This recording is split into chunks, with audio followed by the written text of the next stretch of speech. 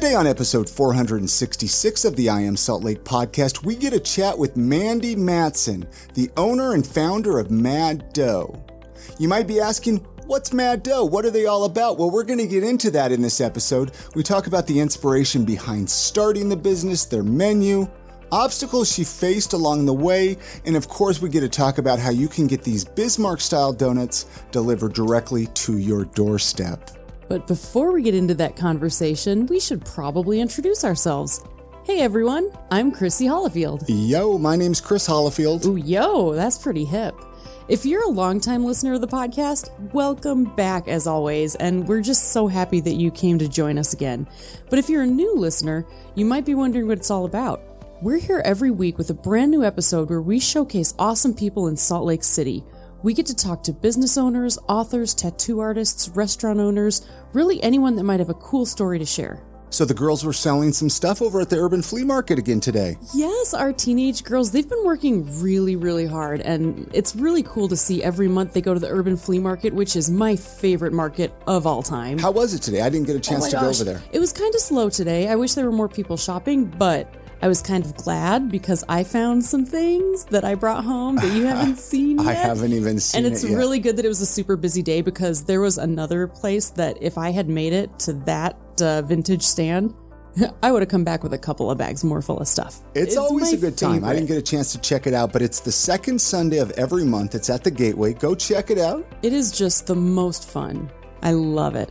And really quick, if you're looking to support this podcast, head on over to supportsaltlake.com and support some of these awesome local businesses, because when you support them, you're supporting the podcast. All right, here's that conversation that we had with Mandy Madsen, the owner of Mad Dough. It was an awesome conversation. She's an awesome lady. Enjoy. I want to start right at the beginning. We're going to get going here, Mandy. I want to find out, when did Mad Dough start for you? Like, how did that originate and how long ago that was? So about 5 years ago, I was working at Thule Bakery, and I met a friend there, and we sold these donuts at the People's Market for a whole summer, and we called it Madsen and Gibbon. And it was super fun. We just did it on Sundays, and they were selling out every single time. And then she ended up having to move back to New York, and I kind of just went about my life, but I always had them in the back of my mind. If I'm going to open anything having to do with food, it's going to be these, just because I know that they work. 6 years later, I decided I wanted to do it and came up with Mad Dough. And then I was just trying to figure out when to quit my job. And I had some plans and whatever. And then I lost my job because of COVID. I was working at a More Cafe. And then I started it up in April, at the end of April. You started up Mad Dough? Yeah, in my kitchen, in my apartment. That's you're one of the many people we've been talking to who really just took a leap of faith during this year and just went for it. That's so cool. Thanks. It's kind of out of necessity. I mean, was it kind of, so this is your first time ever doing kind of a little business venture like this, right? Or have you done stuff like this in the past? I've helped, an ex start a couple companies. So I do have some experience, nothing with anything that I loved. So that's a first. Do you really love baking? I do love baking. I actually would always tell myself that I would never want to start. I would never want to be a small business owner in the food industry. I always said that just because I felt like it was self-torture. It's the scariest why would I do thing that? to do. It's no money. Yeah. Hard work, you're working low margins. constantly. Yeah. So that's kind of what I told myself. And then I was in a spot where I was hey, what am I good at? I know I'm a leader. I know I want to own my own company, and I know I'm good at baking and working in a kitchen. And I just figured out why I wanted to do it, and that helped me do it. So how did you start? What was your aha moment, and how did that transition into it actually becoming a business? Pretty much losing my job. That'll I was do like, it. oh my gosh, this is it. Like, I have to do it right now. And then the delivery was a no-brainer. I was like, this is literally perfect. Yeah. In this like shitty situation, I can make like 2 batches of dough. And so I just started doing that. And then it was like 20 boxes, and people were just like, I would like announce the flavor, and then people would just Venmo me $20, like all of these people. And then I would be like, okay, sold out. And that just happened like every single week for a while. And then you're like, hey, I'm actually making money here. Yeah, it was insane. Yeah. It was so exciting. Like every Monday, the adrenaline rush of like people just throwing money at me. I was like, what is happening? This is insane. Let's back up just a little bit, just even for our listeners, so they understand what you make donuts basically, and you deliver them, right? Because you don't have an actual storefront, correct? Well, right now we do. We're making them in a ghost kitchen downtown. It's called Com Kitchen, and we still do delivery. Yeah, they're filled donuts. They're filled with pastry cream. We do a bunch of different flavors. But yes, we have a place where we can sell them. We just like set up a little table at Com Kitchen, and we're right next to Streusel, another little bakery. And we do that Tuesday through Saturday from 8 to 2. And we also do delivery every day. Okay. Right on. Do people have to order if they want to come in and just try out your donuts, or can they just come and buy some? They can just come in. Okay, right on. Yeah, we have a little coffee maker. That's fun. But you can order it and get it delivered. And man, these look great though. I mean, they're perfect for like, especially these cold days, cold nights, and you just want something like a little treat after like food. a really crappy day at work. Oh yeah, exactly. Day at work. So I'm looking at your menu here, and I'm curious, does this change, or has this kind of been the menu, or tell me a little bit about the menu? So we change the menu every month. I have 3 set flavors. I also started doing a Boston cream, and I want to just leave that on there because it's really good. And then we switch out 1 flavor a week. So we have a confetti flavor this week, and we'll do a new one just to keep things fresh. What's your favorite? We've done so many. I feel like my favorite right now is the Boston cream. I figured so I figured that, especially since you said you wanted to keep it on the menu. I'm like, okay, that must be her favorite. We also do a toasted coconut. That's good. Oh, that sounds really They're good. Yeah. Now, what makes you decide like that you'll keep one around? I mean, is it just solely based on sales, or is it like must have something to do with like even how easy it is to make? Because some of them might get kind of complicated. The Boston cream is the first one I've decided to keep on, just because it's simple. We use high quality ingredients, but it's really good. That's the first one, just because I like it. I kind of just do whatever I want when it comes to flavors. That kind of works out when you're the boss, right? She's the boss lady. Well, I always like go on Instagram, like, what do you guys want? And then I'm like, I'm just going to end up doing whatever I want anyways. So now, are you doing this all by yourself, or do you have like any employees or friends helping you, and partners or anything? I have always had friends helping me from the very beginning, which has been amazing. Right now, I have 3 employees. Wow, that's awesome. So do you plan on because like right now you said you have like a ghost kitchen that you're working out of and you can sell. Do you eventually maybe want to have something like an actual like an actual location, brick and mortar location? Yes, more than anything. Have you? I have it all planned out. Well, let's talk about it. Let's get out the dream board. No, let's talk about it. Okay. When do you want? Tell me about this. I mean, anything. I mean, what's it all about? What's the dream? Well, I want a storefront. Obviously, I want it to be like a bright yellow brick building.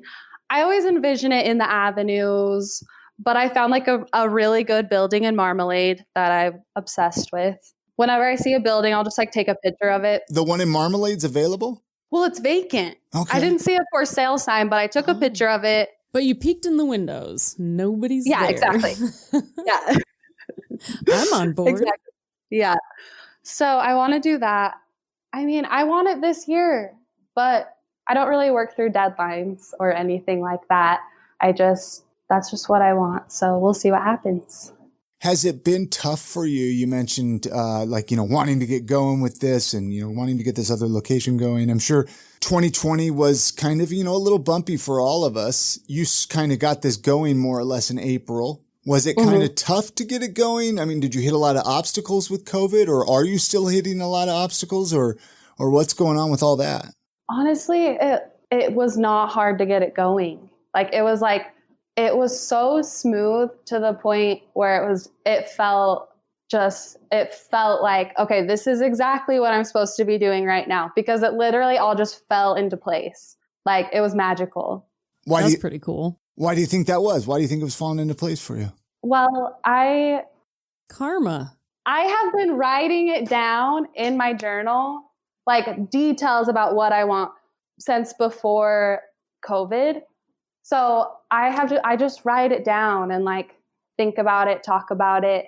And I feel like that's why. Yeah. Like you kind of had slowly built up a plan in the back of your mind over time. And you were kind of just, that makes sense to me completely, because you can kind of work out the tiny details over a long period of time. And then when the opportunity arises, you're like, boom, here's my journal.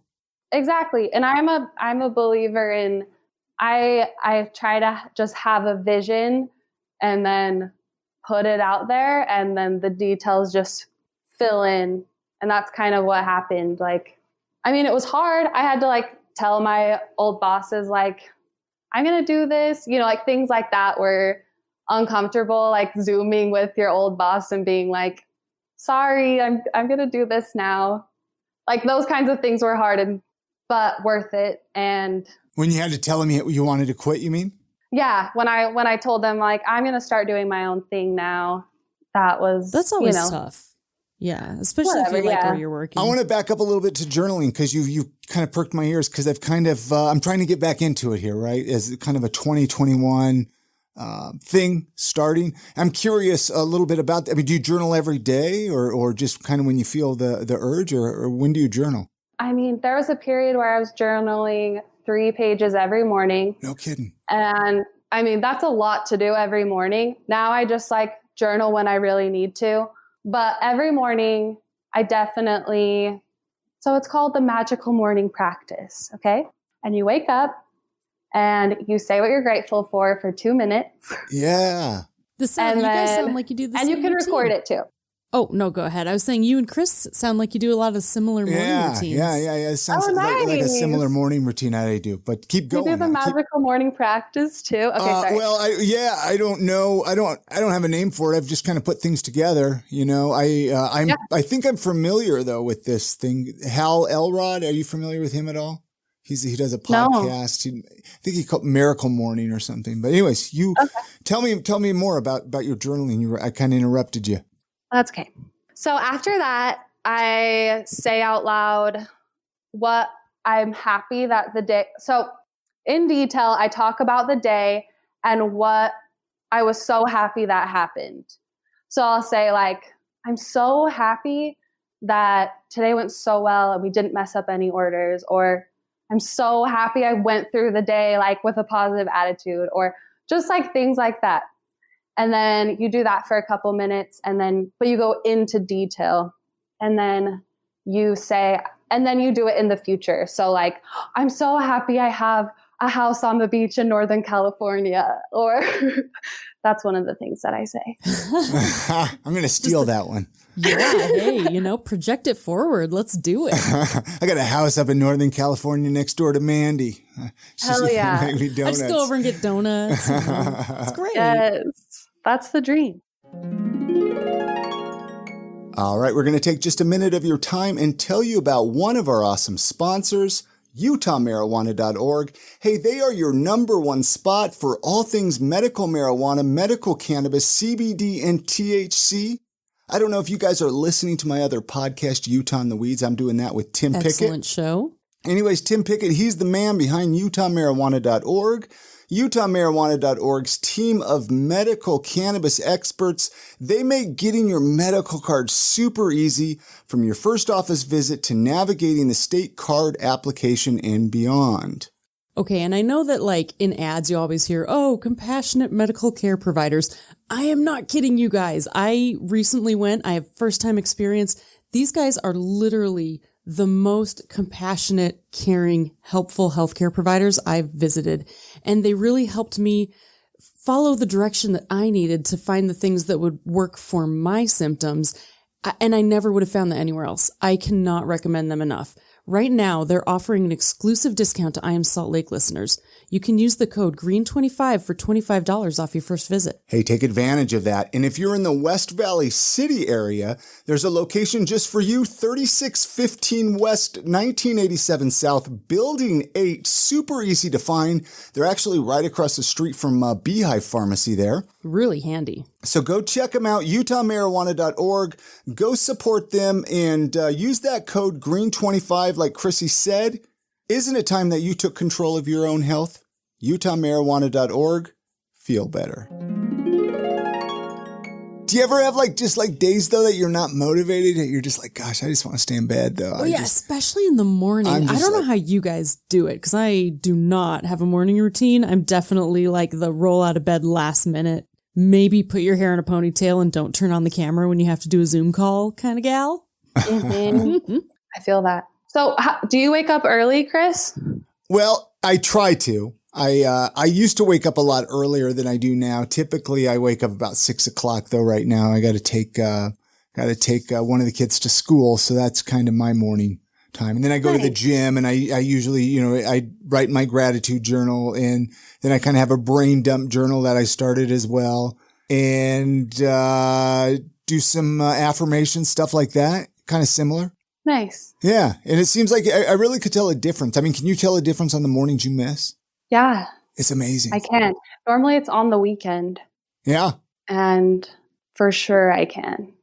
In the mornings when I work, I'm definitely a morning person. I've always woken up at 4:30, all through high school too. So I'm just it feels really natural.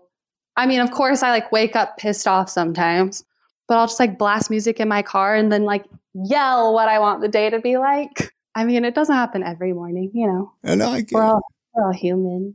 One more thing that helps. I wake up and I smoke weed at 3 a.m. Yeah, that's a good The witching hour. Wait. So do you get up at 3 a.m. just to smoke? No, I wake up at 3 a.m. for work. Okay. I thought maybe you just wake up at 3 a.m., you smoke, and then you go back to bed. And I was like, all right, that's cool. I can get down with that, You're that's unhealthy, but okay. No, it's a little wake and bake, right? Yeah. Then you wake and bake and then do more baking. Wake and bake and then bake. Yeah, right. No, that's great. That's it's the creative energy it gives you. I recently got my medical card and it was almost overwhelming when I started using cannabis to help me manage some of my symptoms that I'm having. But it's almost like I had too much creativity. I've never tried waking and baking, but I kind of want to try it. Sounds like a great way to start the day. It's kind of fun. It settles your stomach. It just helps. Straight up. So is that when you get up every day at 3 a.m. to start baking donuts? Yeah. No kidding. That's what you have to do, man. Donut life is rough. We're not even waking up early enough either. We're always rushing at the last hour. And I'm we need to wake up earlier, but I don't want to. Streusel gets there at 2 a.m. and I'm oh, that's so rough. Yeah, man. Especially if you want to have an evening ever. Yeah, you probably are I'm in bed at 6. Well, no, yeah, you're probably going to bed right after this podcast, I would imagine. Yeah. We're keeping you when up. I scheduled it for 7, I was where was I in my head when I did that? What was I thinking? You were in a very optimistic state of mind. No, exactly. I was stoned. No, just kidding. Teach their own. It is optimistic, yeah. A lot of people here in Utah are starting businesses, especially right now, right? People getting laid off and they need to start kind of their own thing. I mean, is there any advice, just off the top of your head? I know I kind of just threw this out there, but do you have a couple pieces of advice that you might give somebody wanting to start a business? Not necessarily a bakery, but just a business. Any advice for them? I would say just start doing it. you don't have to know everything about the thing to do it. In fact, I think it's better if you don't and you just literally do it your way and just start somewhere, start anywhere, and don't stop doing it. If you're like really passionate about it, keep going and just start and learn as you go and fail and just keep going. Yeah. I mean, I love that. What advice would you give people though, who come up against a stumbling block that feels like it's just a little bit too tall of a hurdle? Like what do you do when you kind of hit a point where you're like, man, I have to learn this whole new thing and I have to like work super extra hard. I mean, you said you have 3 employees. To me, I know me and hiring employees is my nightmare. Like I never want to have employees. So that stops me from really jumping on the self-employed bandwagon. But you know, how do you cope with that? I have a lot of alone time. I have to have a lot of alone time to just like decompress and process. My goal is to just detach. Like sorry, I'm just holding a little knife right now. It's weird. No big deal. Swinging a knife at you while we talk. It's cool. I was wondering what was going on, but I didn't want to say anything, you know. It's like at least my it's safety fun, pin, right? but I'm like, yeah, whatever. Okay, we can end this now if you want. Anyways, what was I even saying? I almost forgot because that was just too funny. Well, we were talking about obstacles. Yeah, obstacles. Oh, yeah. I have a lot of alone time and I detach. I do my best to detach. Like I don't look at my phone. I don't care who texts me. It can wait. At the end of the day, it's not just about the company to me. It's about like my personal growth. So a lot of times I'm just like, fuck Mad Dough. Like Mad Dough does not get my attention right now. Like that's not the only part of life. Have you always been that way, or were you like addicted to social media or anything? No, I actually wasn't. But lucky, most of us got addicted, you know. Well, because I'm kind of going through that as well.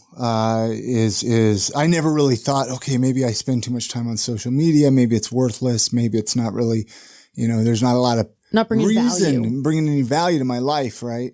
And so, but it's hard, right? When you're used to it, when it's been so incorporated into your life, and when you need to use social media for, like, say, even something like your case with a business, Mad Dough, right? Like, it feels like a necessity. Yeah, I mean, don't you feel like social media is a little bit of a necessity for you? Yeah, absolutely. It's all on Instagram, and like my personal Instagram, like I have no followers, like. It's not anything. And so that part has been weird, but also it's like, I just post whatever I feel like posting, and I like make it so like I work, it's like a part of my job. And of course it's hard to like stick to that all the time, but I'm just like, I don't want anything to like own me or like run me, I guess. You want to be you who does things instead of the things take control of you. Yeah, I'm like, the people can, like, followers can wait, whatever. Like, they're not, like, sitting around waiting, you know? That's so important. You would be surprised. There's a lot of times I'm sitting around waiting for a message. I'm just sitting there waiting. Some listeners, or I say listeners, but yeah, I mean, a lot of followers are waiting. However, if you burn yourself out in the process trying to give everybody else what they want, then there's nothing left, and you can't continue to give value to people, and you can't continue to like take care of yourself, you know? So it's very important. I think that's a really good message. Yeah. That's it. That's my soapbox. It's probably a lot more fun though to post on your business, you know, social media versus your personal. Think so? I'm terrified of that stuff. Like Really? like I do not want to be in charge of stuff. Have I mentioned that yet? Don't want to be in charge? Yeah, no. So Mandy, we like to find out a little bit about, you know, the people we bring on. You know, we found out a little bit about your business and all this. Now let's find out a little bit about you, right? So we know a little bit, but what are some of your other hobbies and interests? Like what really? When you have a day off, what do you do? Well, there's probably no days off. But. Well, you know, if there were such thing. Well, I have Sundays off. I love going for long walks. No, I love dancing. Dancing is a big part of my life. What kind of dancing? What kind of dancing? Just weird dancing. Weird. I mean, I danced all growing up, and so it's just like ballroom dancing or like break dancing or square dancing or what? It's like jazz or like just dancing and moving my body. I did jazz and ballroom dancing growing up too. Ooh. It is a really good activity. It is. It always makes me feel better. I was dancing around my apartment for an hour before this, getting my jitters out, trying to. Oh my gosh, I love that. That's so great. It's the perfect way to just decompress. Yeah, it feels good. And I try to dance in the kitchen. That's like, I have to. Everyone has to get used to it fast.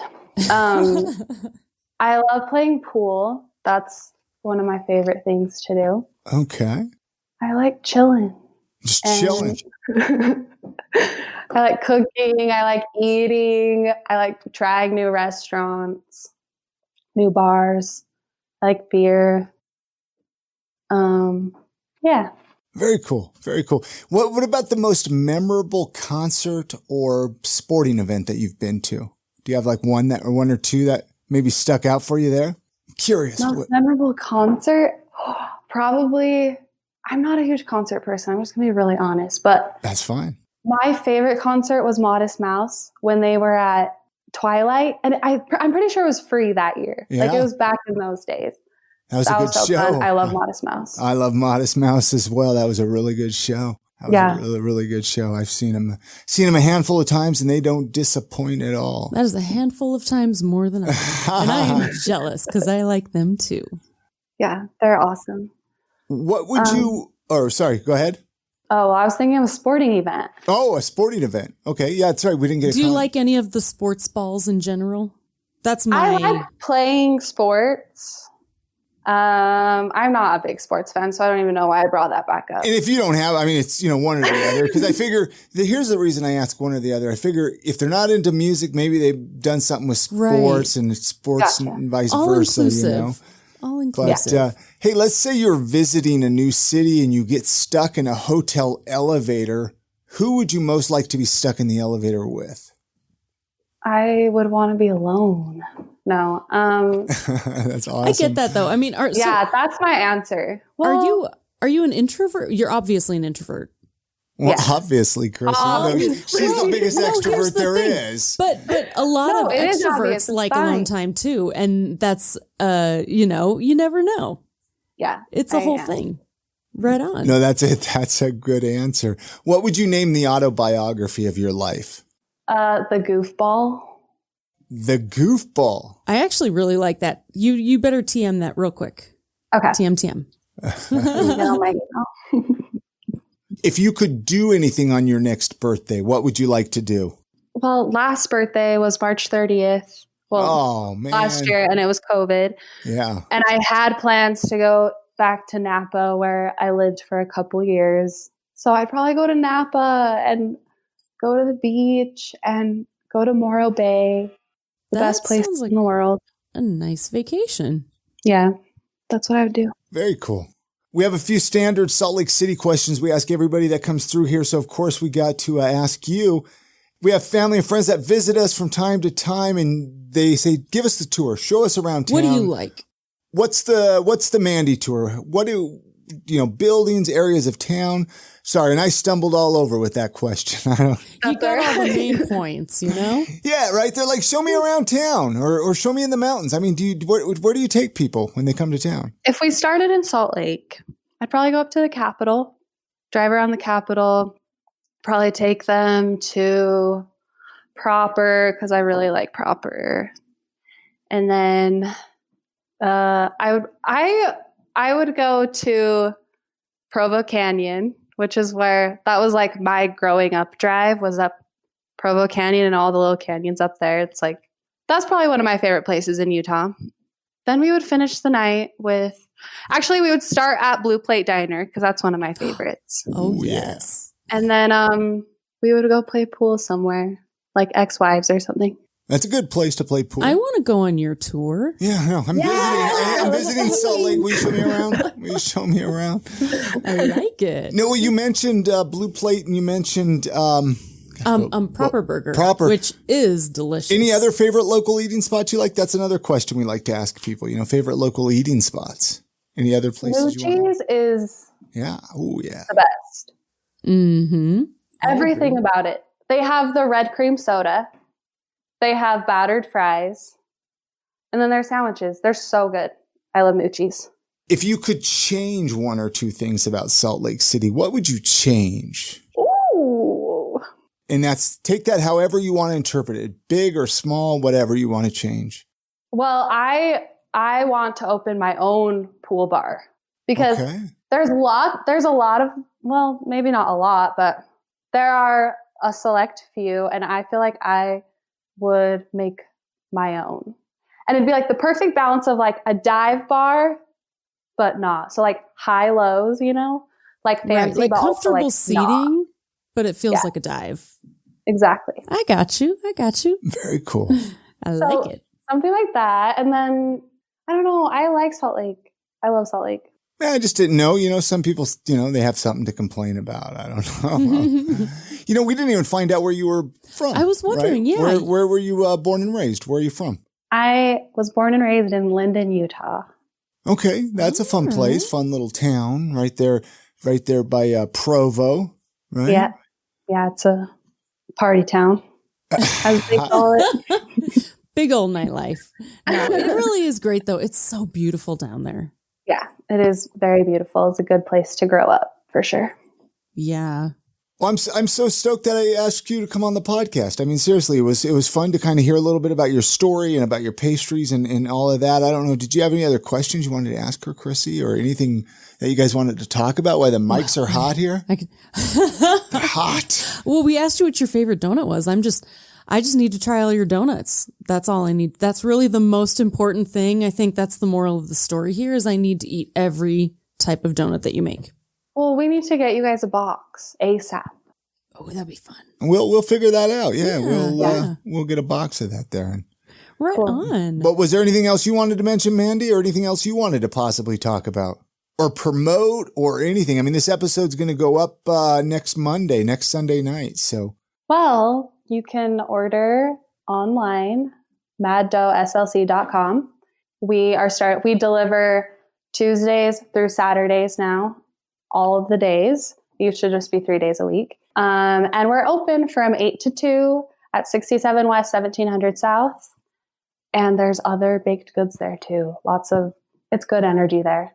I like that. And we haven't even mentioned your website or anything. You're on, you're on you? social media. I know you don't want people to connect with you on social media, but I'm kidding.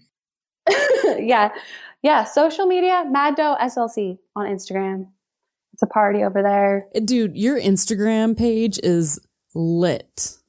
Is that what the kids, that is definitely what the kids say. When I saw it, I was like, oh, this is so beautiful.